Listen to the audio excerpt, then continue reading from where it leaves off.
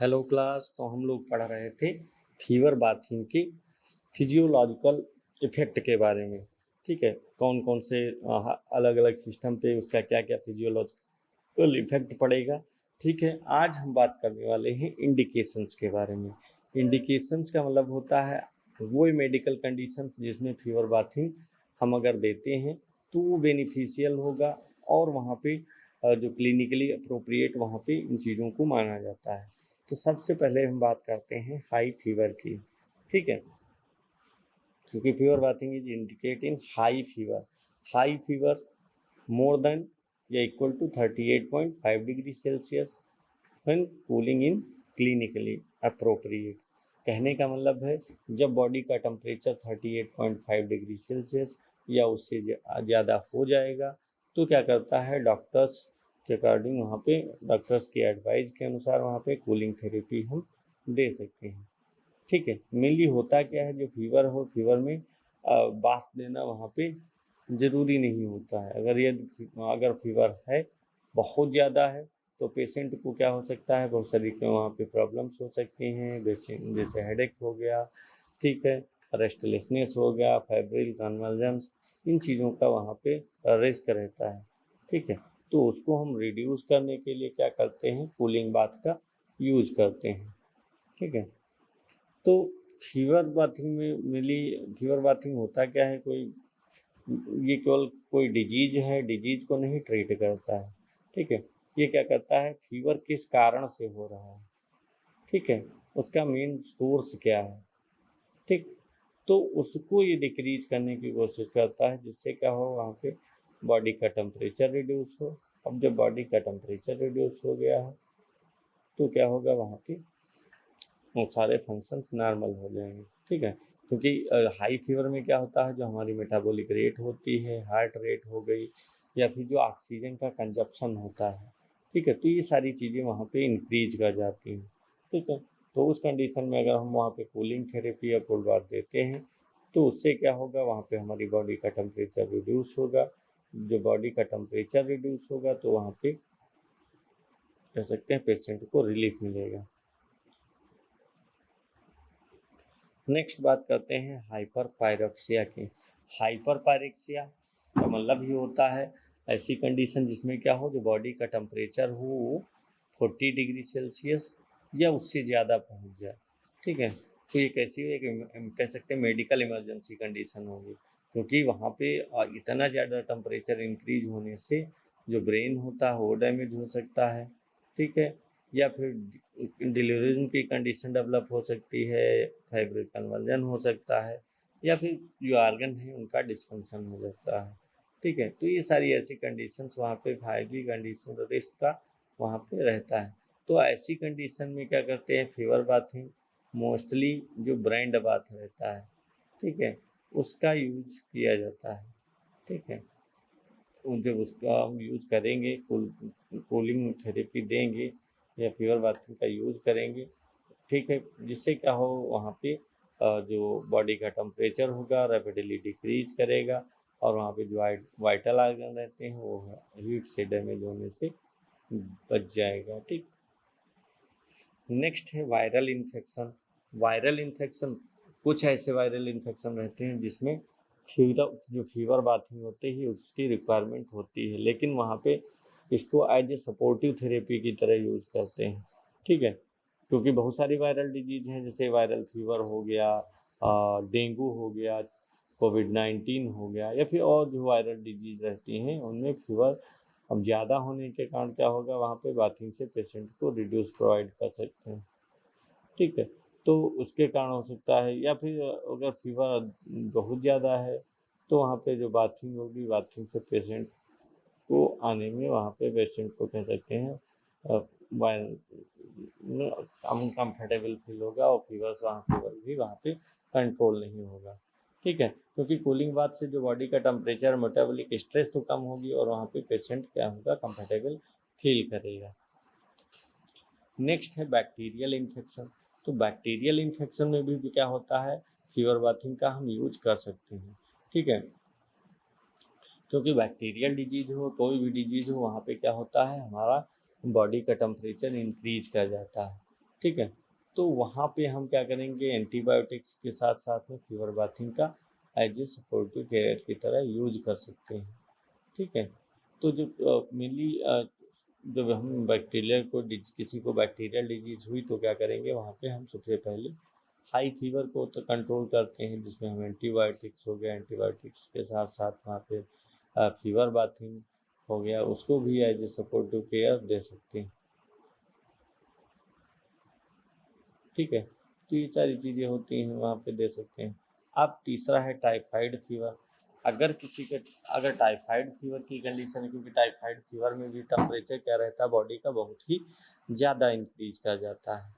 ठीक है। तो बॉडी का बहुत ज़्यादा टेम्परेचर इंक्रीज होने पर क्या करेंगे, हम वहाँ पे फीवर बाथिंग दे सकते हैं। ठीक है। क्योंकि वहाँ पे जो टाइफाइड होगा उसमें टेम्परेचर क्या रहता है, ज़्यादा दिन तक वहाँ पे बना रहता है। ठीक है। जब ज़्यादा दिन तक टेम्परेचर वहाँ पे इंक्रीज बना रहेगा, ठीक, तो क्या होगा, वहाँ पे हमारे ऑर्गन्स अफेक्टेड हो सकते हैं। ठीक है। तो पहले क्या था, एंटीबायोटिक्स जब नहीं थी तब वहाँ पे हम क्या करते थे, वहाँ पे ब्रेंड बाथ का यूज़ करते थे। तो ब्रेंड बाथ क्या है, फीवर बाथिंग का ही पार्ट है। ब्रेंड बाथ का यूज़ करते थे, जिससे क्या होता है, वहाँ पे टाइफाइड फीवर होगा। टाइफाइड फीवर में क्या कर सकते हैं, हम एज ए मैनेजमेंट की तरह इसका यूज़ कर सकते हैं। ठीक है। तो आज भी बहुत सारे जो फीवर बहुत ज़्यादा होता है तो उस कंडीशन में डॉक्टर्स इसको एडवाइज करते हैं। ठीक है, एज ए सपोर्टिव ट्रीटमेंट की तरह। ठीक, कारण क्या है, क्योंकि हाई फीवर में जो हमारी मेटाबॉलिक स्ट्रेस रहती है वो बहुत ज़्यादा ही वहाँ पे बढ़ जाती है इस कारण से। ठीक है। नेक्स्ट हम बात करते हैं इन्फ्लुएंजा की।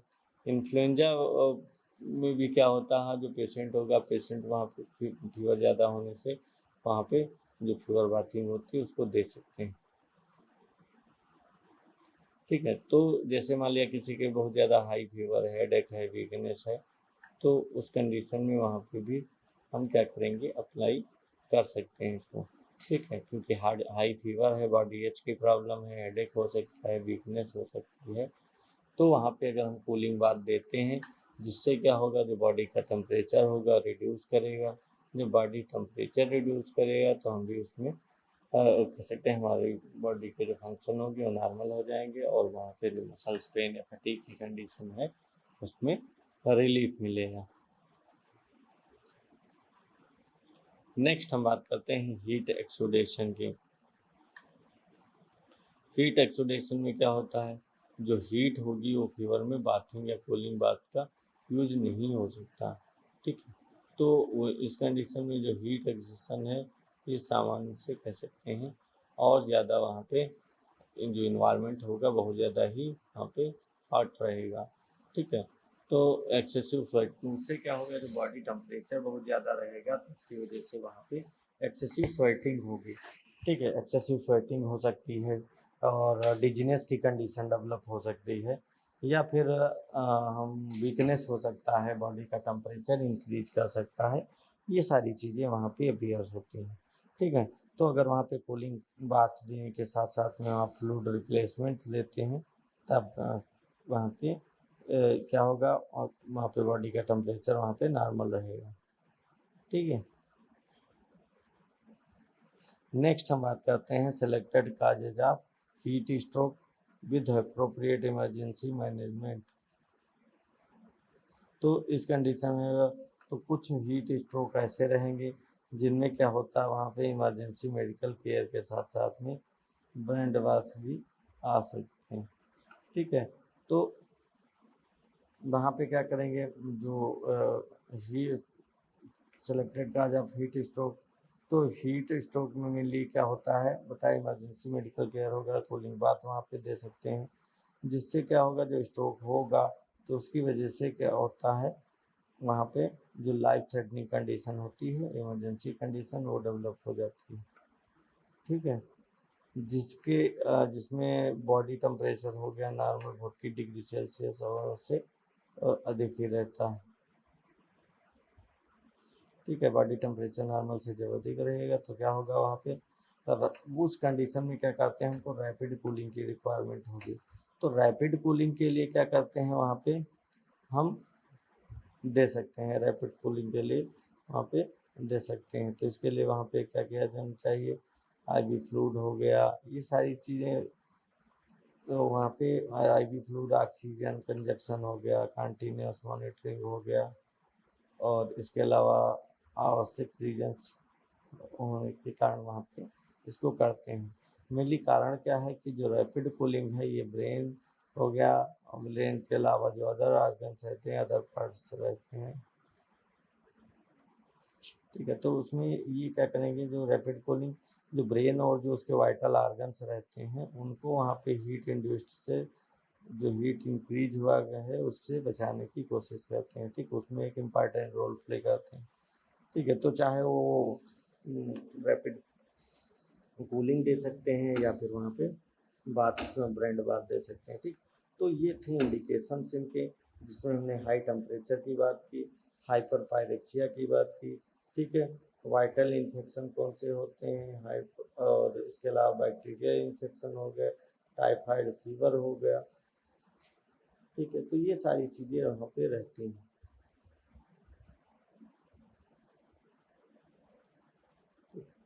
तो मेनली होता है इसमें क्या, मान लिया किसी पर्सन के वहाँ पे बॉडी फीवर आया, हाई फीवर की कंडीशन आई, हाई फीवर होगा मतलब हाइपरपायरेक्सिया की कंडीशन, और उसका कोई भी कारण हो सकता कोई वायरस हो या फिर बैक्टीरिया हो जिसने वहाँ पे इन्फेक्शन काज किया है, ठीक है, जिसकी वजह से वहाँ पे टाइफाइड फीवर या इन्फ्लुएंजा की जैसी कंडीशन डेवलप हुई है। अब जब कंडीशन डेवलप हो जाएगी, ठीक है, तो क्या होगा वहाँ पे अगर हम फीवर बाथिंग देते हैं, ठीक, तो फीवर बाथिंग से क्या होगा, वहाँ पे जो बॉडी का टेम्परेचर होगा रिड्यूस होगा, और वहाँ पे पेशेंट को कंफर्टेबल फील होगा,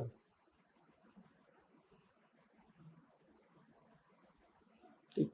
अब नेक्स्ट हम बात करते हैं, ये इंडिकेशंस थे, अब हम नेक्स्ट बात करेंगे कंट्रा इंडिकेशंस की। कौन कौन से कंट्रा इंडिकेशंस होते हैं। अब कंट्रा इंडिकेशंस क्या होते हैं,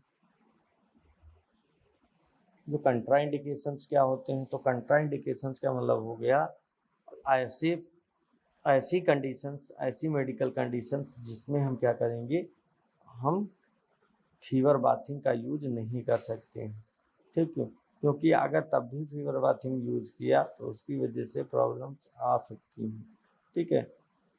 तो इस कारण से तो कंट्राइंडिकेशंस होंगे, तो मान लिया कोई पेशेंट है बहुत ज़्यादा वहाँ पे सीवियर कंडीशन है किसी डिजीज़ का, मान लिया कोई हार्ट डिजीज़ हो, तो उस कंडीशन में क्या करेंगे हम, फीवर बाथिंग होगा इसको हम अवॉइड कर सकते हैं।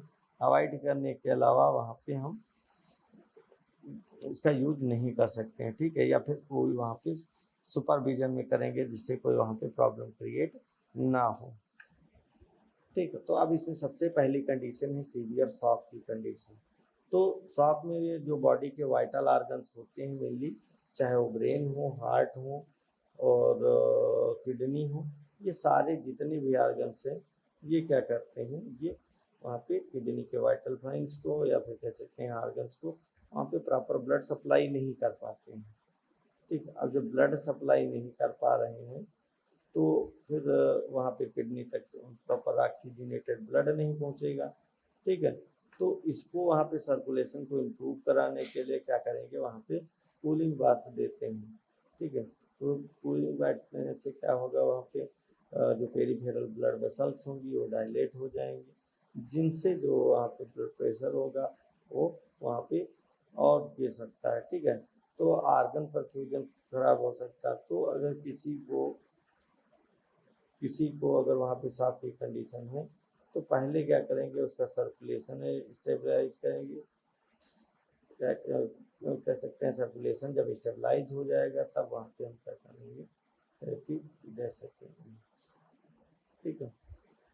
नेक्स्ट है अनकंट्रोल्ड हाइपोटेंशन। हाइपोटेंशन मतलब बॉडी का टेम्परेचर वहाँ पे, प्रेशर यहाँ पे हाइपोटेंशन करेंगे, ठीक। हाइपोटेंशन में क्या होगा, वहाँ पे बॉडी का टेम्परेचर जो प्रेशर गिरेगा तो क्या होगा, वहाँ पे बहुत ज़्यादा कंडीशन, क्रिटिकल कंडीशन डेवलप होने लगती हैं, चाहे वो सीजर्स हो या फिर अगर डिजीनेस की कंडीशन हो तो डिजीनेस हो सकता है, डिजीनेस के अलावा सिनकोप की कंडीशन डेवलप हो सकती है, ठीक, या फिर पुअर आर्गन परफ्यूजन हो सकता है, ठीक है। तो क्या करेंगे वहाँ पे हम ऐसे पेशेंट जिनमें वहाँ पे अनकंट्रोल्ड हाइपरटेंशन की कंडीशन है तो उस कंडीशन में हम अप्लाई नहीं करेंगे, नहीं तो वहाँ पे जो रिस्क रहता है और ज़्यादा वहाँ पे इंक्रीज कर जाता है। ठीक है, नेक्स्ट हम बात करते हैं सीवियर कार्डियक कंडीशन।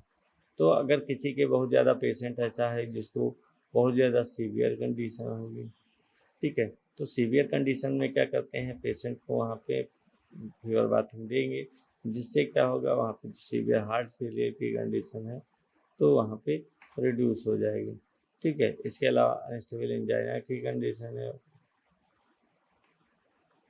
ठीक है, तो उस तो अगर किसी के सीवियर हार्ट फेलियर की कंडीशन है, एरिथ्मिया की कंडीशन है, हार्ट अटैक हो गया जिसको मायोकार्डियल इन्फेक्शन कहते हैं, तो इसमें से अगर कोई भी कंडीशंस है तो वहाँ पे क्या करेंगे, हम फीवर बाथिंग या कूलिंग बाथ नहीं यूज करेंगे। ठीक है, क्योंकि कूलिंग से क्या होगा, वहाँ पे हार्ट रेट और जो ब्लड प्रेशर होगा वहाँ पे सडनली चेंज होगा। ठीक है, जिससे वहाँ पे अगर किसी पेशेंट का हार्ट वहाँ पे वीक है तो उसको ये टॉलरेट नहीं कर पाएगा और वहाँ पे कार्डियक स्ट्रेस बढ़ने की प्रॉब्लम और ज़्यादा वहाँ पे बढ़ जाएगी, कह सकते हैं कार्डियोवैस्कुलर कॉम्प्लिकेशंस और बढ़ जाएंगी। ठीक है, नेक्स्ट हम लोग बात करने वाले हैं कोल्ड हाइपर सेंसिटिविटी।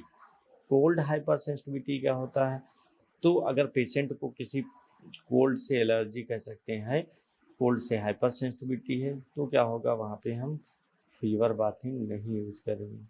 ठीक है, तो कुछ पर्सन्स रहते हैं जिनमें कोल्ड में अगर वो कोल्ड के कांटेक्ट में आते हैं तो उनके में क्या होता है, स्किन रैशेस पड़ जाते हैं। ठीक है, स्किन में इचिंग होने लगती है, ब्रोंकोस्पाज्म की कंडीशन डेवलप होती है। ठीक है, अर्टिकेरिया है या फिर एलर्जिक रिएक्शंस वहाँ पे काज होंगे। ठीक है, तो मेनली कारण क्या रहता है, क्योंकि कोल्ड एक्सपोजर से क्या होगा, वहाँ पे जो हमारा एलर्जिक रिस्पॉन्स होता है वो प्रोड्यूस हो जाता है। ठीक है, तो इस कारण से वहाँ पे ये पेशेंट के लिए और ज़्यादा ही हार्मफुल हो सकता है। नेक्स्ट हम बात करते हैं अनकंट्रोल्ड सीवरिंग की बात करते हैं। तो अगर बात के टाइम पे क्या हो या फिर पहले से ही वहाँ पे सीवियर सीवरिंग हो रही है पेशेंट को, तो हम ये फीवर बाथिंग नहीं यूज करेंगे। ठीक है, क्योंकि वैसे तो सीवरिंग क्या है, एक नेचुरल कह सकते हैं हीट प्रोड्यूसिंग मैकेनिज्म होती है, लेकिन जब पेशेंट बहुत ज़्यादा वहाँ पे उसको सीवरिंग हो रही है तो क्या होगा, वहाँ पे मसल्स जो होंगी लगातार कंट्रोल रहेंगी।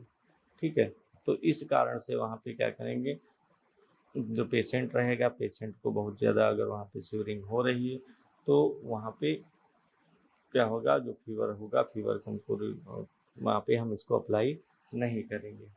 ठीक है, क्योंकि वहाँ पे फीवर में क्या होगा, अगर पहले से ही फीवर है और उसको कम करने के बजाय ये क्या करेगा, जो हमारी मेटाबॉलिक रेट होगी या फिर जो ऑक्सीजन का कंजप्शन होगा उसको ये बढ़ा देगा। जब इसका मेटाबॉलिक रेट बढ़ेगी, आज ऑक्सीजन का कंजप्शन बढ़ेगा, तो वहाँ पे जो हम अनकंट्रोल्ड स्वेलिंग कूलिंग थेरेपी है उसको हम नहीं कर रोक पाएंगे। ठीक है, और वहाँ पे जो पेशेंट होगा वो उसके लिए एनर्जी रिक्वायरमेंट बहुत ज़्यादा बढ़ जाएगी। ठीक है, नेक्स्ट है एडवांस्ड पेरिफेरल वैस्कुलर डिजीज। तो एडवांस्ड पेरिफेरल वैस्कुलर डिजीज का मतलब क्या होता है, अरे मतलब क्या है? तो ऐसे पेशेंट जिनको एडवांस्ड पेरिफेरल वैस्कुलर डिजीज हो उनमें भी हम फीवर बाथिंग नहीं देते। कारण क्या है, क्योंकि इसमें आर्म और जो लेग हैं उनका ब्लड वेसल्स पहले से ही वहाँ पे कंस्ट्रिक्ट रहती हैं या फिर कह सकते हैं उसमें ब्लॉकेज होता है। तो अगर वहाँ पे हम कोल्ड एक्सपोजर दे देंगे तो क्या होगा, वहाँ पे वेसो कंस्ट्रिक्शन काज होगा और वहाँ पे जो ब्लड कह सकते हैं ब्लड सप्लाई है वो रिड्यूस हो जाएगी, टिश्यू इस्कीमिया की कंडीशन बढ़ जाएगी और वहाँ पे पेन या जो टिश्यू डैमेज की प्रॉब्लम होगी वो इंक्रीज कर जाएगी। ठीक है, ठीक है, और इसका कारण क्या रहता है, क्योंकि वहाँ पे पुअर पेरिफेरल सर्कुलेशन है। ठीक है, नेक्स्ट बात करते हैं unconscious patient without close monitoring. तो ऐसे पेशेंट जिनमें जो कि अनकॉन्शियस है, ठीक है, और वहाँ पे कंटिन्यूस मेडिकल मॉनिटरिंग प्रेजेंट नहीं है, ठीक है, तो वहाँ पे हम फीवर बाथिंग यूज नहीं करते हैं, क्योंकि अनकॉन्शियस पेशेंट को वहाँ पे कोल्ड स्ट्रेस या फिर ब्रीदिंग प्रॉब्लम्स के बारे में फील ही नहीं होगा। ठीक है, तो जब हम ट्रीटमेंट देंगे तो ट्रीटमेंट के टाइम क्या होगा, वहाँ पे जो एयर भी ऑब्स्ट्रक्शन है या फिर रेस्पिरेशन है हो गया, हाइपोथर्मिया की कंडीशन हो गई, सडन वहाँ पे फॉल ब्लड प्रेशर हो गया, ये सारी कॉम्प्लिकेशंस होते हैं। ठीक, तो इसकी कंडीशन में क्या करेंगे, वहाँ पे हम इसको अप्लाई नहीं करेंगे। फिर अगर बहुत ज़्यादा वहाँ पे रिक्वायरमेंट है कूलिंग की, तो फिर आईसीयू या फिर जो कंटिन्यूस मॉनिटरिंग कर सकें, तो उस कंडीशन में हम अप्लाई कर सकते हैं।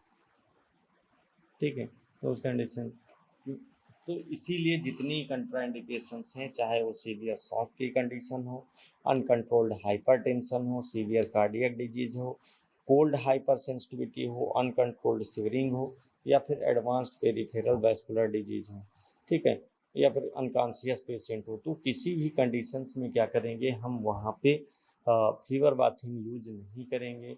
ठीक है, क्योंकि अगर उसमें हम यूज़ करते हैं तो वहाँ पे कॉम्प्लिकेशंस का रिस्क बहुत ज़्यादा वहाँ पे बढ़ जाएगा। ठीक है, और वहाँ पे पेशेंट को पता भी नहीं चलेगा कि वहाँ पे कोई कॉम्प्लिकेशंस का हुआ है, जिससे क्या होता है, वहाँ पे पेशेंट के रिस्क, डेथ रिस्क होने के चांसेस वहाँ पे बहुत ही ज़्यादा हो जाते हैं। ठीक है, चलिए ठीक है, अब नेक्स्ट हम लोग बात करने वाले हैं एडवांटेज के बारे में। ठीक है, कौन कौन से एडवांटेज होते हैं, मतलब बेनिफिट्स कह सकते हैं, अगर हम उसको फीवर बाथिंग देते हैं, फीवर बाथिंग के क्या क्या एडवांटेज हैं। तो क्योंकि कैसा है, ये नॉन इन्वेसिव प्रोसीजर है, वहाँ पे सेफ है और इफेक्टिव या सपोर्टिव हाइड्रोथेरेपी टेक्निक्स को हम कह सकते हैं। तो सबसे पहले मेनली होता क्या है, ये थेरेपी है, इसमें हम जिसमें दे रहे हैं, इस थेरेपी में कोई कह सकते हैं कास्टली इक्विपमेंट या फिर टेक्निक्स, जो टेक्नोलॉजी होती है, उनकी रिक्वायरमेंट नहीं पड़ती है। ठीक है, तो इस थेरेपी को हम क्या कहेंगे, इसमें केवल क्या यूज किया जाता है, एक सिंपल बाथ टब हो गया, वॉश बेसिन हो गया, वाटर, थर्मामीटर्स और टॉवल्स। तो ये कुछ चीज़ें रहती हैं जिनको हम क्या कह सकते हैं, आसानी से पा सकते हैं कहीं भी। ठीक है, सभी जगह रहेंगी, तो इसको हम यूज कर सकते हैं। एक ऐसा प्रोसीजर है जो जिसमें क्या रहेगा, वहाँ पे ज़्यादा कास्ट भी नहीं लगेगी और सिंपल प्रोसीजर होने के कारण वहाँ पे पेशेंट को आसानी से पता भी चल जाता है। ठीक है, नेक्स्ट है ड्रग फ्री सपोर्टिव थेरेपी। तो ये कैसा है, मैंने बताया नॉन फार्मेकोलॉजिकल प्रोसीजर होता है, नॉन कह सकते हैं, नॉन फार्मेकोलॉजिकल का हो या फिर ड्रग फ्री सपोर्टिव थेरेपी होती है। मेनली जो फीवर बाथिंग है, इसमें तो क्या होता है, कोई मेडिसिन का यूज़ नहीं करते हैं। जब हम इस थेरेपी का यूज करते हैं तो वहाँ पे कोई मेडिसिन यूज नहीं की जाती हैं। ठीक है, क्योंकि वहाँ पे एक फिजिकल कूलिंग मेथड होता है, जिसके थ्रू क्या करते हैं, बॉडी के टेम्परेचर को रिड्यूस करते हैं। ठीक है, यहाँ पे ऐसा नहीं कोई एंटीपायरेटिक ड्रग है या फिर कोई एंटीबायोटिक्स है उसको हम दें।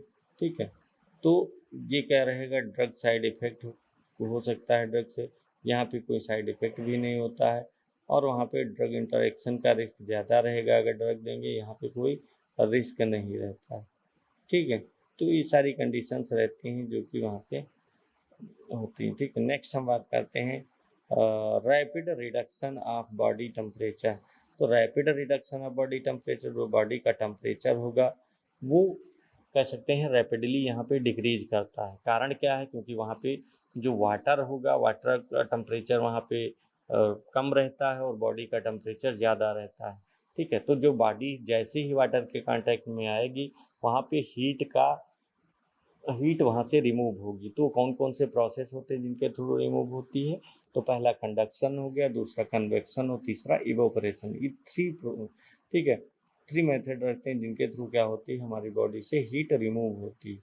अब जब हीट रिमूव होगी तो हमारी जो कोर बॉडी टेम्परेचर होगा वो धीरे धीरे वहाँ पे रिड्यूस होने लगता है। ठीक, तो रैपिड कूलिंग से हाइपर पायरेक्सिया या फिर जो फेब्रिल कन्वर्जन हो गया, हीट रिड्यूस्ड डैमेज या रिस्क रहेगा वो कम रहेगा। ठीक, नेक्स्ट है इम्प्रूव्स पेशेंट कंफर्ट। तो यहाँ पे क्या होगा, पेशेंट जो रहेगा, हाई फीवर होता है तो हाई फीवर के कारण वहाँ पे हेडेक और ये सारी रेस्टलेसनेस हो गया, वीकनेस, ये सारी प्रॉब्लम, इरिटेबिलिटी जैसी प्रॉब्लम्स वहाँ पे होने लगती हैं। तो जब हम वहाँ पे फिर ये फीवर बाथिंग देंगे तो उसकी वजह से क्या होगा, पेशेंट का बॉडी टेम्परेचर धीरे धीरे रिड्यूस करेगा और यहाँ पे जितनी प्रॉब्लम्स हो रही हैं, ठीक, हेडेक या फिर वीकनेस जैसी, वो धीरे धीरे वहाँ पे रिड्यूस हो जाएंगी और पेशेंट वहाँ पे ज़्यादा रिलैक्स फील करेगा, ठीक है, और वहाँ पे कंफर्टेबल फील करेगा। क्योंकि जब बॉडी का टेम्परेचर नॉर्मल होगा, बॉडी का टेम्परेचर नॉर्मल होने से क्या होगा, जितने भी हमारे सिस्टम हो, चाहे नर्वस सिस्टम हो, मसल्स होगा, वहाँ पे स्ट्रेस रिड्यूस हो जाएगा, ठीक है।